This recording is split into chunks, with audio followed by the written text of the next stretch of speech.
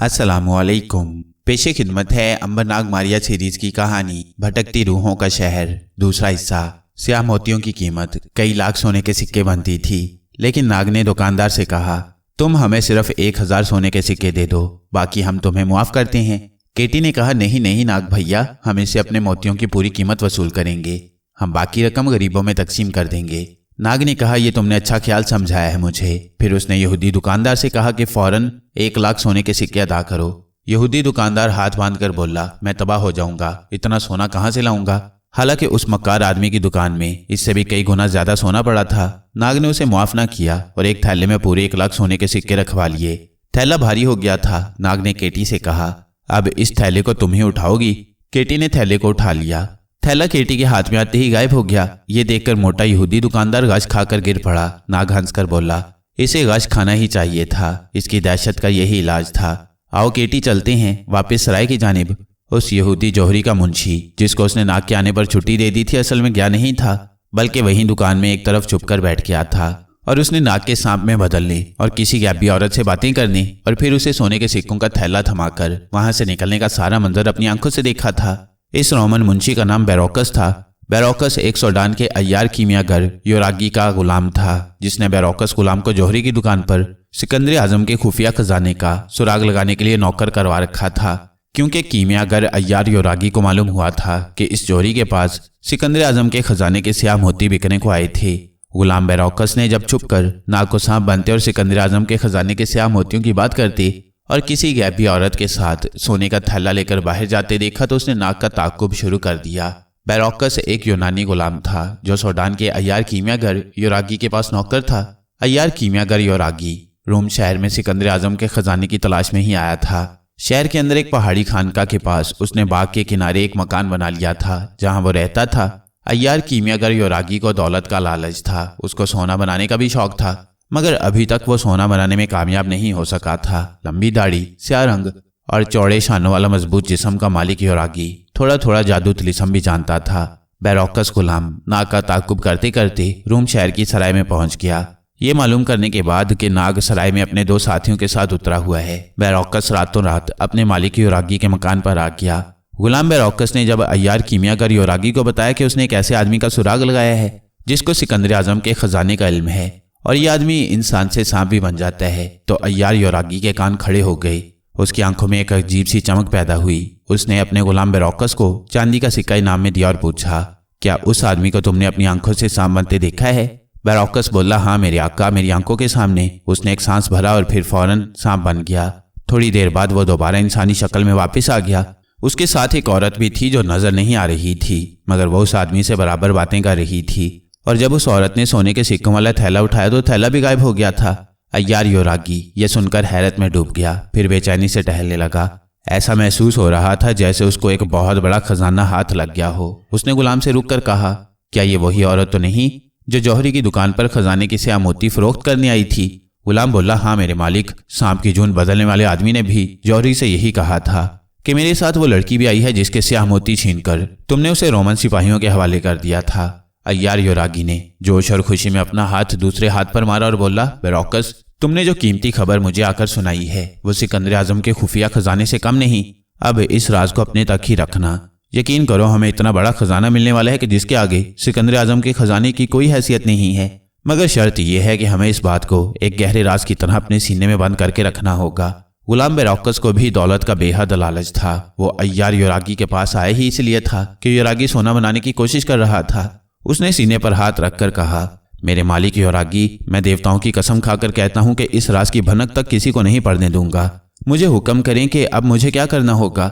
अय्यार योरागी टहलते टहलते रुक गया, फिर कमरे के कोने में पड़े हुए एक संदूक को खोलकर उसके अंदर से तांबे की एक छोटी संदूकची निकाली और बोला, अभी बताता हूं कि तुम्हें क्या करना होगा। अय्यार योरागी ने संदूकची में से चमड़े की एक किताब निकाली, उसे खोलकर वर्क उलटने लगा। फिर एक वर्क पर रुककर उसने आंखें जमा दी। उस वर्क पर उल्टी सीधी लकीरें पड़ी हुई थीं। अय्यार योरागी ने जेब से एक तकोनी पत्री निकालकर उन लकीरों पर रख दी। टीन की पत्री में 4 सुराख थे। एक सुराख में से नीचे वाली लकीर को गौर से तकते हुए योरागी ने नीचे कलम से निशान बनाया और बैरोकस की तरफ देखकर कहा, बैरोकस, हम अपनी किस्मत पर जिस कदर नाज करें कम है। हमें वो तिलिस्म मिल गया है जिसकी मदद से हम सारी दुनिया के मालिक बनकर हुकूमत कर सकेंगे। हम दुनिया के सबसे बड़े शहंशाह होंगे। फिर उसने पत्री जेब में रखी, किताब को बंद करके संदूकची में और संदूकची संदूक में रखकर ताला लगा दिया। वो पहले से ज्यादा खुश था और बेचैनी से तेज तेज कदम उठाकर टहल रहा था। उसने बेरोकस के पास आकर उसके कंधे पर हाथ रख दिया और झुककर राजदारी से बोला, बेरोकस, उन लोगों ने तुम्हें पीछा करते तो नहीं देखा? बेरोकस बोला, नहीं मेरे आका, एक तो रात का अंधेरा था, दूसरा मैं उनसे छुपकर पीछे पीछे चल रहा था। बहुत खूब, अय्यार योरागी चहक कर बोला, अब तुम ऐसा करो कि सुबह पहली फुर्सत में उसी कारवां सराय में जाकर मालूम करो कि ये पुरस्कार लोग वहां कब तक रुकेंगे और कहां से आए हैं। बेरोकस गुलाम ने ऐसा ही किया। दूसरा दिन निकला तो वो एक मजदूर का भेष बदलकर काम की तलाश में कारवां सराय में पहुंच गया।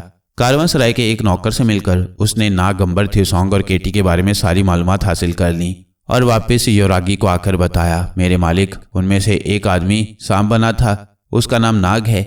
अय्यार योरागी उछल पड़ा, बिल्कुल दुरुस्त नाम है, वही नाम है जो मेरी पुरानी चमड़े की किताब में लिखा है। दूसरों का नाम क्या क्या है? बेरोकस ने कहा, एक का नाम थ्योसोंग और दूसरे का नाम अंबर है। उनके साथ एक लड़की भी थी जिसका नाम सराय के नौकर ने केटी बताया है, मगर अब वो लड़की उन्हें सराय में नजर नहीं आती। मेरा ख्याल है कि ये वही लड़की है जो पहले नजर आती थी, मगर अब किसी तिलिस्म की वजह से गायब हो गई है।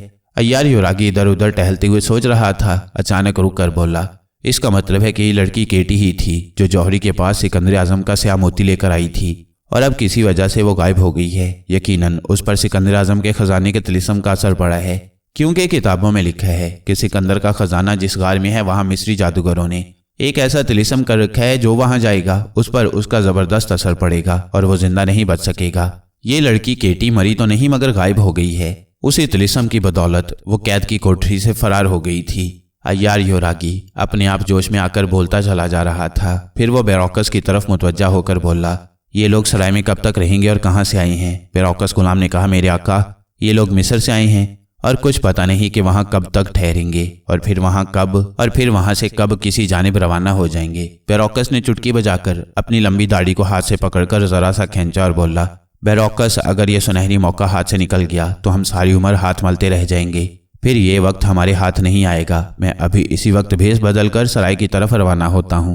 तुम यहाँ मेरा इंतजार करोगे। मैं मिस्र के एक जिलावतन काहिन की हैसियत से इन लोगों के पास सराय में जाकर मिलूंगा। याद रखना कि मैं उन्हें यह बता दूंगा कि मैंने फिरौन मिस्र के जुल्म के खिलाफ आवाज बुलंद की थी, जिससे नाराज होकर फिरौन ने मुझे जिलावतन कर दिया। इसके बाद जो कुछ होगा तुम्हारे सामने होगा।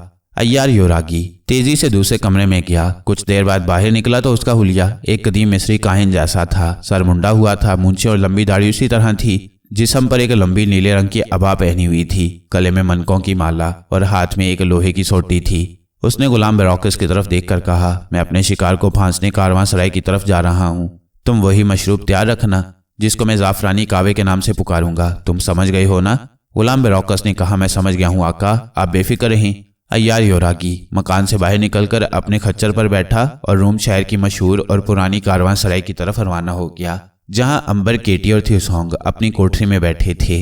उन्होंने सोने के सिक्कों में से 100 सिक्के अपने पास रखकर बाकी सारे सिक्के गरीब लोगों की बस्ती में जाकर खैरात कर दिए थे। रूम में गरीब लोग इतनी तादाद में रहते थे कि अगर वो 10 लाख सोने के सिक्के भी लाते तो वो थोड़े होते। उस वक्त उन्होंने सिर्फ सोने के 100 सिक्के अपने खर्च के लिए अपने पास रख लिए थे और वो मारिया के बारे में बातें कर रहे थे। नाग कह रहा था, मेरी राय में तो अब हमें यहाँ से मुल्क मिस्र की तरफ निकल जाना चाहिए, क्योंकि यहाँ मारिया के मिलने की कोई उम्मीद नहीं है। थ्योसोंग कहने लगा, मेरे ख्याल में हमें 2-4 दिन और इंतजार कर लेना चाहिए। नाग बोला, इंतजार करने से कोई फायदा नहीं होगा। अंबर ने कहा, लेकिन हम केटी को भी मारिया की तलाश में भेज सकते हैं। उसको तो कोई देख नहीं सकता, वो तो शहर के सारे मकानों और बादशाह के महल में जाकर मारिया का खोज लगा सकती है। केटी कहने लगी, अच्छा ख्याल है, मैं अभी जाकर मारिया को ढूंढती हूँ। मैं तो किसी भी मकान या महल के कमरे में दाखिल हो सकती हूँ, मुझे तो कोई भी नहीं देखेगा, लेकिन तुम लोग इसी सराय में ही रहना। नाग ने कहा, एक बार फिर गौर कर लो केटी, कहीं ऐसा ना हो कि तुम किसी मुश्किल में फंस जाओ क्योंकि तुम नई गायब हुई हो। कहीं जज्बात में आकर कोई गलती ना कर बैठो। केटी हंस पड़ी। नाग भैया, बड़ा अफसोस है कि तुम अब भी मुझे एक ना तजुर्बाकार बच्ची समझ रहे हो। फिर क्या हुआ कि मैं नई गायब हुई हूँ? मुझे इन हालात का सैकड़ों बरस का तजुर्बा भी तो है। अंबर और थ्योसोंग ने केटी की तायद की और उसे जाने की इजाजत दे दी, मगर हदायत की कि वह शाम होने से पहले वापस आ जाए। केटी उन्हें मुतमईन करके चली गई। अंबर, थ्योसोंग और नाग बरामदे में मुंडों पर बैठे बातें कर रहे थे कि एक दराज कद लंबी दाढ़ी वाला उधेड़ उम्र आदमी आता दिखाई दिया, जिसका सर मुंडा हुआ था और हाथ में लोहे की छड़ी थी। नाग ने वहीं से कहा, अंबर भैया, क्या ख्याल है इस बुजुर्ग फकीर के बारे में? थ्योसोंग और अंबर दोनों उस फकीर बुजुर्ग की तरफ देखने लगे जो अय्यार योरागी था। अंबर ने कहा, मुझे ये मिस्र का कोई काहिन लगता है। मगर ये रूह में कहाँ से आ गया? इतने में अय्यार योरागी ने करीब आकर लोहे की छड़ी वाला हाथ बुलंद किया और कदीम मिस्री जुबान में एक मजहबी श्लोक पढ़ा। वो कदीम मिस्री जुबान का माहिर था। अंबर को अपना बचपन का जमाना याद आ गया, क्योंकि वो कदीम मिस्र का बाशिंदा था और दरिया नील के किनारे शाही महल के पास ही उसकी परवरिश हुई थी। थ्यूसोंग ने पूछा, बुजुर्ग आप कहाँ से तशरीफ लाए हैं? अय्यार योरागी ने अपनी लाल लाल आंखों से पहले थ्यूसोंग और फिर नाग और फिर अंबर की तरफ बारी बारी देखा और कहा, क्या तुम एक जिला वतन इंसान दोस्त काहिन को अपने करीब बैठने की भी पेशकश नहीं करोगे मेरे दोस्तों? अंबर अपनी जगह से उठ खड़ा हुआ। उसने अपना मुंडा पेश करते हुए कहा, आप तशरीफ रखें, आपसे मिलकर हमें बड़ी खुशी हुई, खास तौर पर मुझे, क्योंकि मेरा वतन भी मिस्र ही है। अय्यार योरागी ने मुंडे पर बैठते हुए कहा, वो तो बेटा मैंने तुम्हारी शक्ल देखते ही पहचान लिया था कि तुम मेरे हम वतन हो। मुझे भी तुमसे मिलकर बड़ी खुशी हुई है। मेरा नाम योरागी है। मैं आज से 7 बरस पहले मिस्र में दीनी रहनुमा था, लेकिन मिस्र के बादशाह ने राय पर जुल्म सितम तोड़ना शुरू कर दिया। मैंने इस जुल्म के खिलाफ आवाज बुलंद की तो मुझे मिस्र से देश निकाला दे दिया गया। तब से मैं रूम में एक छोटा सा मकान बनाकर रह रहा हूँ। एक बाग है, बस उसी पर गुजारा होता है। थ्यूसोंग ने पूछा कि आप इधर कैसे तशरीफ ले आए? इस पर अय्यार योरागी मुस्कुराया और थ्यूसोंग के कंधे पर शफकत से हाथ रखकर बोला, बेटा जब कभी मैं सुनता हूँ कि कारवान सराय में कोई मिस्र का आदमी आया है तो मैं उसे मिलने चला आता हूँ। मुझे अपने वतन के रहने वालों से अब भी बहुत प्यार है। नाग की तरफ देखकर अय्यार योरागी कहने लगा, बेटा मुझे तुम भी मिस्र के रहने वाले लगते हो, क्या नाम है तुम्हारा? अंबर ने कहा, मोहतरम योरागी, ये हमारा दोस्त नाग है, मगर ये मिस्र का नहीं हिंदुस्तान का रहने वाला है। हम यहाँ सैरो सेहत के लिए आए हुए हैं। अय्यार योरागी ने खुश होकर कहा, यह तो बड़ी खुशी की बात है, लेकिन बेटा मेरे होते हुए तुम्हें इस कारवां सराय में रहने की क्या जरूरत है? मैं तुम्हारा हम वतन हूँ। आखिर मेरा गरीब खाना किस काम आएगा? तुम लोग अभी मेरे साथ चलो और मुझे अपनी खिदमत का मौका दो। मैं अगरचे एक गरीब राहिब हूँ, मगर मेरा दिल अपने मिस्री भाइयों और उनके दोस्तों के लिए बड़ा कुशादा है। केटी अभी तक वापस नहीं आई थी, इसलिए अंबर, नाग और थ्यूसोंग सराय छोड़कर नहीं जा सकते थे। वैसे भी वो किसी के घर नहीं जाना चाहते थे, लेकिन अय्यार योरागी ने कुछ ऐसे इखलाक और मोहब्बत का मुजाहरा किया कि अंबर और नाग मजबूर हो गए कि 2-1 दिनों के लिए योरागी काहिन की मेजबानी कबूल कर लें। अंबर बोला, अगर आप बहुत मजबूर करती हैं तो हम 2-1 दिन के लिए आपके यहाँ चले चलते हैं, मगर हम आपको ज्यादा तकलीफ नहीं देंगे। अय्यार योरागी ने अंबर के सर पर शफकत के साथ हाथ फेरा और कहा, मेरे बच्चे, मुझे तो तुम और तुम्हारे दोस्तों को अपने घर में देखकर और तुम्हारी खिदमत करके बड़ी खुशी होगी। आओ मेरे साथ। अय्यार योरागी को मालूम था कि उनके साथ एक गैबी लड़की केटी भी है जो उनके साथ उनके घर में आएगी। अंबर, नाग और थ्यूसोंग मजबूर हो गए। नाग ने थ्यूसोंग से कहा, थ्यूसोंग भाई तुम बाद में आ जाना। अय्यार योरागी ने पूछा कि थ्यूसोंग साथ क्यों नहीं चलेगा? थ्यूसोंग बोला कि दरअसल मैंने एक आदमी को अपने लिए कुछ चीजें लेने बाजार भेजा है, जो कुछ देर बाद आ जाएगा। आप मुझे अपने घर का पता बता दें, मैं वहां पहुंच जाऊंगा। अय्यार योरागी को थ्यूसोंग से ज्यादा दिलचस्पी नहीं थी, उसे सिर्फ नाग से दिलचस्पी थी, जो कि इंसान से सांप बन जाने की अहलियत रखता था। उसने थ्यूसोंग को अपने घर का पता बताया और कहा कि शहर के दरवाजे से बाएं जानिब थोड़ी दूर जाने के बाद अंजीरों का एक बाग आएगा। उसके किनारे सफेद छोटा सा मकान बना हुआ है, बस वही मेरा गरीब खाना है। थ्यूसोंग ने अंबर और नाग से कहा कि तुम लोग वहां चले चलो, मैं थोड़ी देर बाद आ जाऊंगा। चुनाचे अंबर और नाग वहां से अय्यार योरागी के साथ उसके मकान की तरफ रवाना हो गई। अय्यार योरागी अब यही समझे हुए था कि गैबी औरत केटी उनके साथ साथ ही चल रही है। योरागी उन्हें लेकर उन्हें अपने मकान में दाखिल हुआ तो गुलाम बेरौकस ने झुककर सलाम किया और मेहमानों यानी अंबर और नाग के गले में सुरख गुलाब के फूलों के हार डाले। अय्यार योरागी ने उनके लिए हिरन का गोश्त और चावल पकवाए। संतरों का रस भी निकलवाकर नाग अंबर को पेश किया। अंबर और नाग खुश थे कि सराय की बकबक से थोड़ी देर के लिए निजात मिली। वो अंजीर के बाग में एक संगमरमर के तख्त पर आकर बैठ गए। अय्यार योरागी बोला, आप लोग यहाँ आराम करें, मैं नौकर को आपके लिए खाना तैयार करने की कुछ हदायत दे आऊं। अय्यार योरागी ये कहकर मकान की तरफ चला गया। नाग ने अंबर से कहा, अगरचे ये आदमी बड़ा बाइखलाक है और हमें यहाँ आराम भी मिल सकता है, लेकिन हम यहाँ 2-1 दिन से ज्यादा नहीं ठहरेंगे। अंबर ने कहा, मैं भी यही सोच रहा हूँ। ठीक है, हम कल यहाँ से वापस सराय में चले जाएंगे। जा तो इस वक्त भी सकती हैं, लेकिन इस तरह से इस नेक दिल काहिन का दिल टूट जाएगा। नाग बोला, नहीं, हम आज की रात और कल का दिन यहाँ रुक जाती हैं। अभी थ्यूसोंग को भी आना है, वो तो केटी के साथ ही आएगा। दोपहर के वक्त थ्यूसोंग भी आ गया। अंबर को थ्यूसोंग के साथ ही केटी की भी खुशबू आने लगी। नाग ने तो केटी को थ्यूसोंग के साथ ही देख लिया था। केटी उसे एक धुंधली लहर की तरह नजर आ रही थी। थ्यूसोंग बाग में आया और अंबर नाग के पास आकर बैठ गया। नाग ने कहा, केटी बहन तुम हैरान जरूर होगी, मगर ये योरागी काहिन का घर है। उम्मीद है थ्यूसोंग ने तुम्हें सब कुछ बता दिया होगा। केटी ने आहिस्ता से कहा, हाँ, मुझे थ्यूसोंग ने बता दिया था कि तुम लोग योरागी नाम के एक मिस्री काहिन के यहाँ चले आए हो, लेकिन यहाँ आने की क्या जरूरत थी भला? अंबर ने कहा, योरागी चूंकि मेरा हम वतन है, इसलिए मैंने उसका दिल तोड़ना मुनासिब नहीं समझा। वो एक नेक दिल शरीफ आदमी है और फिर हम कल यहाँ से वापस अपनी सराय में चले जाएंगे। नाग ने केटी से मारिया के बारे में पूछा तो वो बोली, तकरीबन शहर के एक पूरे इलाके के मकानों को छान कर आ रही हूँ, मुझे मारिया का कहीं भी सुराग नहीं मिला। थ्यूसोंग ने कहा, उसकी खुशबू भी तो इस शहर से नहीं आ रही। अंबर ने कहा, मारिया की खुशबू तो किसी तिलिस्म की वजह से भी रुक सकती है। बहरहाल केटी बहन, तुम कल शहर के दूसरे इलाके में खोज लगाने की कोशिश करना। केटी कहने लगी, मैं आज शाम शाही महल में जाने का सोच रही हूँ, क्योंकि हो सकता है मारिया वहाँ किसी शक्ल में मौजूद हो। नाग ने अपने सर के बालों में हाथ फेरते हुए कहा, खुदा करे कि वहाँ मौजूद हो मारिया। सामने से उन्हें योरागी आता दिखाई दिया। उसने अपने हाथ में एक तश्त उठा रखा था जिसमें सुरख सुरख सेब और पकी हुई अंजीरें रखी थीं। उसने थ्यूसोंग की तरफ देखकर कहा, बेटा तुम्हें मकान तलाश करने में कोई दिक्कत तो नहीं हुई? थ्यूसोंग बोला, जी नहीं, मकान मुझे आसानी से मिल गया था। अय्यार योरागी ने फलों वाला ट्रे उनके दरमियान रखकर कहा, ये मेरे बाग के सेब और अंजीरें हैं, तुम इसे पसंद करोगे। खाने से पहले इनको तुम पसंद करोगे। अंबर, नाग और थ्यूसोंग फल उठाकर खाने लगे। अय्यार योरागी थ्यूसोंग के आने से समझ गया था कि वो गैबी लड़की केटी को साथ लेकर आया है। योरागी को केटी नजर तो नहीं आ रही थी, लेकिन वो चौकस जरूर हो गया था कि शायद उसे गैबी लड़की की आहट ही सुनाई दे जाए या फिर वो कोई बात ही करे। योरागी नाग से गुफ्तगू कर रहा था। उसकी नजर फलों वाले ट्रे पर भी थी। अचानक उसने ट्रे में से एक सेब को जरा सा ऊपर उठकर गायब होते देखा। वो फौरन समझ गया कि गैबी लड़की वहां मौजूद है और ये सेब उसने ट्रे में से उठाया है जो उसके उठाने से गायब हो गया है। अय्यार योरागी अब मोहतात हो गया। एक बात साफ जाहिर थी कि अगर वो इन लोगों को खास मशरूब पिलाकर बेहोश करता है तो जाहिर है कि गैबी लड़की केटी वो मशरूब ना पीने की वजह से वहां पर होश की हालत में रहेगी और ये सारी कार्रवाई देख लेगी और वो योरागी और उसके गुलाम बेरोकस पर हमला करके उन्हें शदीद नुकसान भी पहुंचा सकती थी। योरागी ने सोचा कि अगर मैं किसी तरह गैबी लड़की केटी को भी बेहोश करने में कामयाब हो जाऊं तो अपने मंसूबे में कामयाब हो सकता हूं। सवाल ये था कि गैबी लड़की को वो मशरूब किस तरह पीने के लिए कह सकता हूं। इधर उधर की बातें करने के बाद अय्यार योरागी खाने की निगरानी करने के लिए मकान के अंदर चला गया।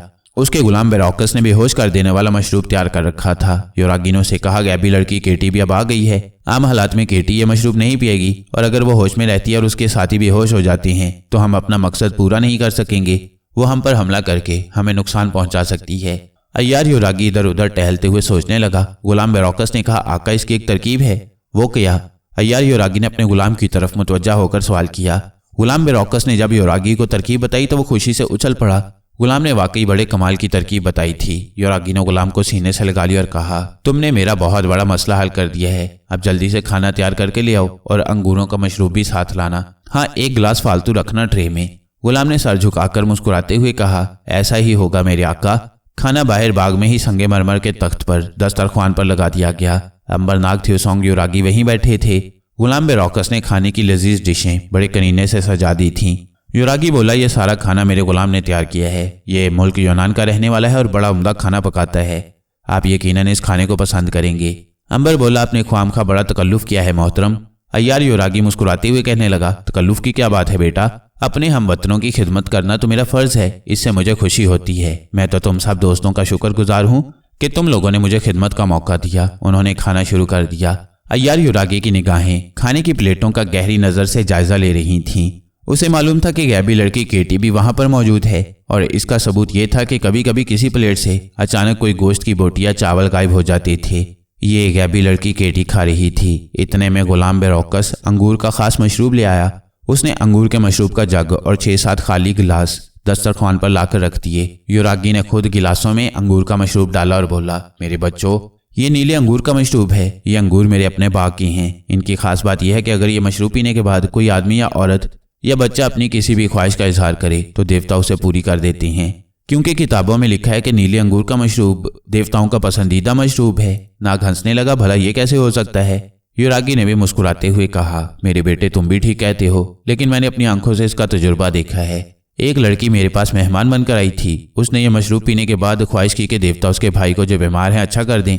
तुम ये सुनकर हैरान होगे कि वो घर गई तो उसका बीमार भाई सेहतमंद हो चुका था। अंबर और थ्यूसोंग हंसने लगे। अंबर बोला, फिर तो मैं ये मशरूब जरूर पीऊंगा और ख्वाहिश करूंगा कि मेरी बहन जो बचपन में मुझसे जुदा हो गई थी मुझे मिल जाए। योरागी ने उसकी तरफ गिलास बढ़ाकर कहा, जरूर जरूर पियो मेरे बेटे। अय्यार योरागी खुद ये मशरूब नहीं पीना चाहता था, मगर उसके लिए वहां सबके सामने मशरूब पीना जरूरी हो गया था। चुनाचे इसका इलाज उसने ये किया था कि अपने खास कमरे में जाकर एक सफेद रंग की दवाई हलक में उंडेल ली थी जो इस मशरूब के खतरनाक असर को जाया कर देती थी। चुनाचे अय्यार योरागी ने उनके सामने सबसे पहले खुद मशरूब का गिलास पी लिया। अब नाग, अंबर और थ्यूसोंग ने भी गिलास मुंह से लगा लिए। अय्यार युरागी इस इंतजार में था कि गैबी लड़की कब मशरूब पीकर गिरती है। उसको मालूम था कि वो वहीं मौजूद है और मशरूब पीने के 1 मिनट बाद वो बेहोश होकर गिर पड़ेगी और उसे या तो केटी के गिरने की आवाज आएगी और या वो अंबर नाग थ्यूसोंग को बेख्तियार आवाज देगी कि मुझे कुछ हो रहा है। दूसरी तरफ केटी ने जब ये सुना कि उस नीले अंगूर के मशरूब के पीने से आदमी जो ख्वाहिश करे पूरी हो जाती है, तो उसने सोचा कि चलो मशरूब पीकर ख्वाहिश कर लेने में क्या हर्ज है। वो देवताओं से एक ही ख्वाहिश का इजहार करना चाहती थी कि वो फिर से नजर आने लगे और गैबी हालत की मुसीबत से उसे छुटकारा मिल जाए। चुनाचे केटी ने भी गिलास उठा लिया। अय्यार युरागी की नजरें गिलासों पर बराबर लगी हुई थीं। उसने अचानक एक गिलास गायब होते देखा तो समझ गया कि गिलास गैबी लड़की ने उठाया है। केटी अंगूर के मशरूब को गटागट पी गई। चूंकि युरागी उनके दरमियान दस्तरख्वान पर ही बैठा खाना खा रहा था, इसलिए केटी बोल नहीं रही थी। मशरूब पीने के चंद सेकंड बाद ही केटी को अपना सर चकराता महसूस हुआ। वो उठकर करीब ही टहलने लगी। टहलने से दवा का असर तेज हो गया और वो नीचे गिरने लगी। उसके मुंह से बेख्तियार निकल गया, अंबर मैं गिर रही हूँ। ये आवाज सबसे पहले युरागी ने सुनी। वो इसी आवाज के इंतजार में था। उसने इधर उधर देखकर झूठ मूठ हैरानी का इजहार करते हुए कहा, यह किसकी आवाज थी? अंबर नाग और थ्यूसोंग ने केटी की आवाज सुनी तो परेशान होकर इधर उधर देखने लगे। नाग ने केटी की धुंधली सी जिस्म की लहर को जमीन पर गिरते देखा तो उठ खड़ा हुआ, मगर उसका अपना सर बुरी तरह चकरा रहा था। वो भी धड़ाम से गिर पड़ा। अंबर और थ्यूसोंग उसकी तरफ लपके। वो सब समझ गए थे कि उनके साथ धोखा हुआ है और उन्हें किसी जाल में उलझाया गया है, मगर अब देर हो चुकी थी। मशरूब में जो दवाई मिलाई गई थी उसने 1 मिनट के बाद अपना असर दिखा दिया था। अंबर और थ्यूसोंग भी बेहोश होकर गिर पड़े। युरागी ने चिल्लाकर कहा, बेरोकस, यहाँ एक गैबी लड़की भी बेहोश होकर गिरी पड़ी है। इनमें से नाक को उठाकर अंदर ले चलो। गुलाम ने फौरन नाक को उठाकर कांधे पर डाला और मकान की कोठरी में ले जाकर बंद कर दिया। अय्यार युरागी वहीं खड़ा था। उसने गुलाम से कहा, थ्यूसोंग और अंबर को घोड़े पर लादकर जंगल में ले जाकर बाहर दरिया में फेंक दो। जल्दी करो, उन्हें बोरों में बंद करके ले जाना। गुलाम ने जल्दी से मकान के अंदर से 2 बोरियां निकालकर बारी बारी उनमें थ्यूसोंग और अंबर को बंद कर दिया। फिर बाग के एक दरख्त तले खड़े घोड़े पर उन बोरियों को लादा और दूसरे घोड़े पर बैठकर दरिया वाले जंगल की तरफ रवाना हो गया। अय्यार युरागी झुककर गौर से दस्तरख्वान को तकने लगा। यहाँ किसी जगह गैबी लड़की बेहोश पड़ी थी। वो इस लड़की यानी केटी को भी किसी तरह अपने तिलिस्म में जकड़ लेना चाहता था। वो लपक कर अपने खास कमरे में गया, चमड़े की पुरानी किताब निकाली और उसके वर्क उलटने लगा। वो जानता था कि मशरूब की दवाई का असर 12 घंटे तक रहेगा, यानी अंबर नाग थ्यूसोंग और गैबी लड़की केटी 12 घंटे तक बिल्कुल बेहोश रहेंगे। अय्यार युरागी उस तिलिस्मी किताब को जगह जगह से पढ़ रहा था। आखिर उसे एक जगह अपने मतलब का तिलिस्म मिल गया। एक वर्क पर कोने में कदीम मिस्री जुबान में लिखा था, जो कोई इस तिलिस्मी मंत्र को 100 बार पढ़कर सादा पानी पर फूंके और फिर उस पानी में सलाई डुबोकर अपनी आंखों में लगाएगा तो उसे गैबी चीजें नजर आने लगेंगी। मक्कार युरागी खुशी से उछल पड़ा। उसने फौरन प्याली में सादा पानी डाला और उसके सामने बैठकर कदीम तिलिस्मी मंत्र पढ़ना शुरू कर दिया। जब वो 100 बार मंत्र पढ़ चुका तो प्याली के पानी पर फूंक मार दी और लकड़ी की सलाई उस पानी में डुबोकर अपनी दोनों आंखों में लगा ली। वहां कोई गैबी चीज नहीं थी जो उसे नजर आती। वो भागकर बाग में उस जगह आ गया जहां संगमरमर के तख्त पर खाने का दस्तरख्वान लगा हुआ था। उसने जो ही दस्तरख्वान की एक तरफ देखा तो उसे एक सुनहरी बालों वाली खूबसूरत लड़की स्याह लिबास में मलबूस बेहोश पड़ी नजर आई। युरागी की खुशी का कोई ठिकाना नहीं था। तिलिस्मी मंत्र ने कमाल कर दिया था। वो गैबी लड़की को अपने सामने संगमरमर के तख्त पर बेहोश पड़ा देख रहा था। उसने झुककर केटी के बाजू पर हाथ रखा। उसे उसके बाजू का लम्स बाकायदा महसूस हुआ, लेकिन बाजू की सख्ती महसूस नहीं हो रही थी। केटी वाकई गायब थी। इतने में गुलाम बेरोकस भी घोड़े पर सवार आ गया। घोड़ों को दरख्त के नीचे खड़ा करके वो अपने आका के पास आया और उसे तख्त पर झुका हुआ देखकर बोला, आका आप यहाँ क्या देख रही हैं? अय्यार युरागी ने चमकती आंखें उठाकर कहा, जो मैं देख रहा हूँ। अगर तुम देख लो तो तुम्हें अपनी आंखों पर कभी यकीन ना आए। मैं गैबी लड़की केटी को देख रहा हूँ। ये देखो, ये उसके बाजू हैं, ये उसकी गर्दन है, ये उसके नीले बाल हैं। इसने से आज चुस्त लिबास पहन रखा है। गुलाम बेरोकस को मालूम था कि उसका मालिक तिलिस्म भी जानता है। उसको यकीन आ गया। उसने कहा, आका उन दोनों को तो मैं जंगल के पास दरिया में फेंक आया हूँ। अब तक दरिया की तेज मौजें उन्हें कहां से कहां ले गई होंगी, लेकिन इस गैबी लड़की का हम क्या करें? अय्यार युरागी उठ खड़ा हुआ, कहने लगा, बेरोकस हम इसे बोरी में बंद करके दरिया में फेंक देंगे, क्योंकि मुझे इसकी जरूरत नहीं है। जिसकी जरूरत थी वो इस वक्त मेरे कमरे में बेहोश पड़ा है। मैं इसे बोरी में डालता हूँ और तुम इसे भी जंगल में ले जाकर दरिया बुर्द कर दो। जो हुक्म आका। बेरोकस ने सर झुकाकर कहा। गुलाम मकान के अंदर से एक और खाली बोरी ले आया। अय्यार युरागी ने खुद केटी को बोरी में डाला। उसे एक गैबी जिस्म को बोरी में डालते हुए एक अनोखा तजुर्बा हो रहा था। वो जिस्म के सिर्फ लम्स को महसूस कर रहा था। जिस्म की सख्ती उसे बिल्कुल महसूस नहीं हो रही थी। उसे यूं लग रहा था जैसे वो नीम गरम रेशमी लिबास को जो बहुत ही हल्का फुल्का हो बोरी में डाल रहा है। जब उसने बोरी बंद करके उठाई तो बोरी का कोई वजन नहीं था। हो सकता है अगर केटी होश में होती तो ये बोरी भी गायब हो गई होती, लेकिन वो बेहोश थी इसलिए बोरी गायब नहीं हुई थी। बोरी का वजन कुछ भी नहीं था। योरागी ने गुलाम से कहा, ये बोरी भी दरिया में फेंक आओ। गुलाम बेरोकस ने बोरी को उठाया तो बस उसका वजन इतना ही था जितना कि खाली बोरी का होता है। उसने कहा, आका क्या आपको यकीन है कि इसके अंदर गैबी लड़की बंद है? क्योंकि मुझे तो ये खाली नजर आ रही है। योरागी ने कहका लगाकर कहा, अगर तुम उसे मेरी आंखों से देख सकते तो तुम्हें इसके अंदर एक सुनहरी बालों वाली खूबसूरत लड़की बेहोश पड़ी दिखाई देती। अब फौरन इसे यहाँ से ले जाकर दरियाबुर्द कर दो। गुलाम ने बोरी घोड़े के आगे रखी और उस घोड़े पर खुद भी बैठ गया और एड़ लगाकर बाग से बाहर निकल आया।